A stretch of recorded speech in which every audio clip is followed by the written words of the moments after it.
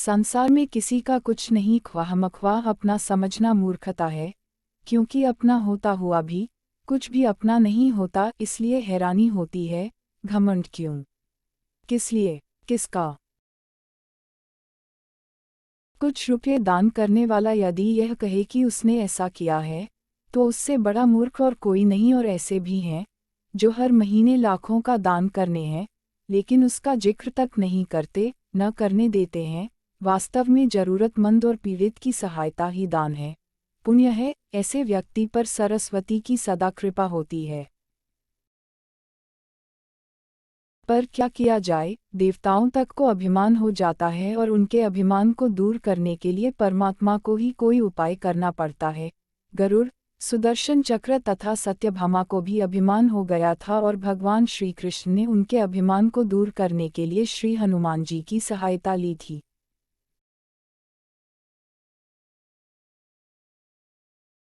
श्री कृष्ण ने अपनी पत्नी सत्यभामा को स्वर्ग से पारिजात लाकर दिया था और वह इसीलिए अपने आप को श्री कृष्ण की अत्यंत प्रिया और अति सुंदरी मानने लगी थी। सुदर्शन चक्र को यह अभिमान हो गया था कि उसने इंद्र के वज्र को निष्क्रिय किया था, वह लोकालोक के अंधकार को दूर कर सकता है।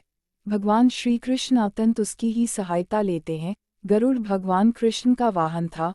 वह समझता था, भगवान मेरे बिना कहीं जा ही नहीं सकते, इसलिए कि मेरी गति का कोई मुकाबला नहीं कर सकता। भगवान अपने भक्तों का सदा कल्याण करते हैं, इसलिए उन्होंने हनुमान जी का स्मरण किया। तत्काल हनुमान जी द्वारिका आ गए, जान गए कि श्री कृष्ण ने क्यों बुलाया है। श्री कृष्ण और श्री राम दोनों एक ही हैं, वह यह भी जानते थे, इसीलिए सीधे राजदरबार नहीं गए। कुछ कौतुक करने के लिए उद्यान में चले गए। वृक्षों पर लगे फल तोड़ने लगे, कुछ खाए, कुछ फेंक दिए। वृक्षों को उखाड़ फेंका, कुछ तो तोड़ डाला।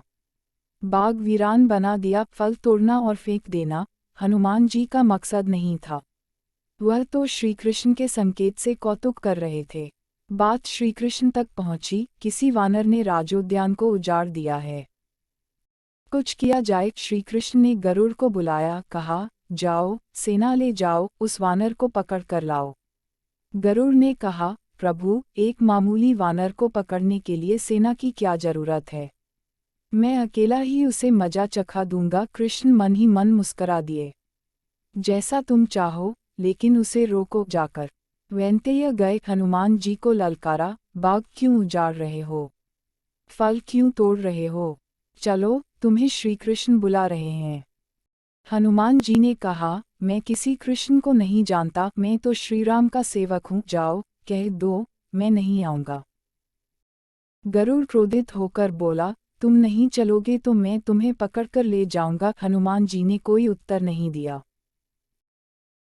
गरुड़ की अनदेखी कर वह फल तोड़ने रहे। गरुड़ को समझाया भी, वानर का काम फल तोड़ना और फेंकना है, मैं अपने स्वभाव के अनुसार ही कर रहा हूँ, मेरे काम में दखल न दो, क्यों झगड़ा मोल लेते हो, जाओ, मुझे आराम से फल खाने दो। गरुड़ नहीं माना।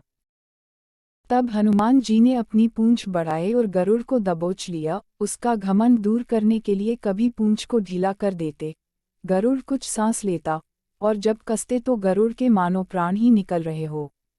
हनुमान जी ने सोचा, भगवान का वाहन है, प्रहार भी नहीं कर सकता, लेकिन इसे सबक तो सिखाना ही होगा। पूंछ को एक झटका दिया और गरुड़ को दूर समुद्र में फेंक दिया। बड़ी मुश्किल से वह गरुड़ दरबार में पहुंचा। भगवान को बताया, वह कोई साधारण वानर नहीं है, मैं उसे पकड़कर नहीं ला सकता। भगवान मुस्करा दिए, सोचा गरुड़ का घमंड तो दूर हो गया, लेकिन अभी इसके वेग के घमंड को चूर करना है। श्री कृष्ण ने कहा, गरुड़, हनुमान श्रीराम जी का भक्त है, इसीलिए नहीं आया। यदि तुम कहते कि श्रीराम ने बुलाया है, तो फौरन भागे चले आते। हनुमान अब मलय पर्वत पर चले गए हैं, तुम तेजी से जाओ और उससे कहना, श्रीराम ने उन्हें बुलाया है, तुम तेज उड़ सकते हो, तुम्हारी गति बहुत है, उसे साथ ही ले आना। गरुड़ वेग से उड़े, मलय पर्वत पर पहुँचे। हनुमान जी से क्षमा मांगी, कहा भी, श्रीराम ने आपको याद किया है, अभी आओ मेरे साथ, मैं तुम्हें अपनी पीठ पर बिठाकर मिनटों में द्वारिका ले जाऊंगा। तुम खुद चलोगे तो देर हो जाएगी, मेरी गति बहुत तेज है। तुम मुकाबला नहीं कर सकते। हनुमान जी मुस्कुराए, भगवान की लीला समझ गए, कहा, तुम जाओ, मैं तुम्हारे पीछे ही आ रहा हूँ। द्वारिका में श्री कृष्ण रामरूप धारण कर सत्यभामा को सीता बना सिंहासन पर बैठ गए। सुदर्शन चक्र को आदेश दिया, द्वार पर रहना, कोई बिना आज्ञा अंदर न आने पाए। श्री कृष्ण समझते थे कि श्रीराम का संदेश सुनकर तो हनुमान जी एक पल भी रुक नहीं सकते, अभी आते ही होंगे। गरुड़ को तो हनुमान जी ने विदा कर दिया और स्वयं उससे भी तीव्र गति से उड़कर गरुड़ से पहले ही द्वारका पहुंच गए। दरबार के द्वार पर सुदर्शन ने उन्हें रोक कर कहा, बिना आज्ञा अंदर जाने की मनाही है। जब श्रीराम बुला रहे हों तो हनुमान जी विलंब सहन नहीं कर सकते। सुदर्शन को पकड़ा और मुंह में दबा लिया। अंदर गए, सिंहासन पर श्रीराम और सीता जी बैठे थे। हनुमान जी समझ गए, श्रीराम को प्रणाम किया और कहा, प्रभु, आने में देर तो नहीं हुई। साथ ही कहा, प्रभु माँ कहाँ है? आपके पास आज यह कौन दासी बैठी है? सत्यभामा ने सुना तो लज्जित हुई, क्योंकि वह समझती थी कि कृष्ण द्वारा पारिजात लाकर दिए जाने से वह सबसे सुंदर स्त्री बन गई है। सत्यभामा का घमंड चूर हो गया। उसी समय गरुड़ तेज गति से उड़ने के कारण हौंफते हुए दरबार में पहुंचा। सांस फूल रही थी, थके हुए से लग रहे थे, और हनुमान जी को दरबार में देखकर तो वह चकित हो गए। मेरी गति से भी तेज गति से हनुमान जी दरबार में पहुंच गए। लज्जा से पानी पानी हो गए। गरुड़ के बल का और तेज गति से उड़ने का घमंड चूर हो गया। श्रीराम ने पूछा, हनुमान, तुम अंदर कैसे आ गए? किसी ने रोका नहीं। रोका था भगवान सुदर्शन ने। मैंने सोचा आपके दर्शनों में विलंब होगा, इसलिए उनसे उलझा नहीं, उसे मैंने अपने मुंह में दबा लिया था। और यह कहकर हनुमान जी ने मुंह से सुदर्शन चक्र को निकालकर प्रभु के चरणों में डाल दिया। तीनों के घमंड चूर हो गए। श्री कृष्ण यही चाहते थे। श्री कृष्ण ने हनुमान जी को गले लगाया, हृदय से हृदय की बात हुई, और उन्हें विदा कर दिया। परमात्मा अपने भक्तों में, अपने निकटस्थों में अभिमान रहने नहीं देते। श्री कृष्ण सत्यभामा, गरुड़ और सुदर्शन चक्र का घमंड दूर न करते तो परमात्मा के निकट रह नहीं सकते थे। और परमात्मा के निकट रह ही वह सकता है जो मैं और मेरी से रहित है। श्रीराम से जुड़े व्यक्ति में कभी अभिमान हो ही नहीं सकता।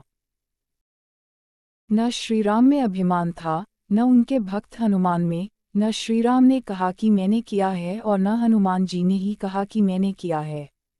इसलिए दोनों एक हो गए, न अलग थे, न अलग रहे।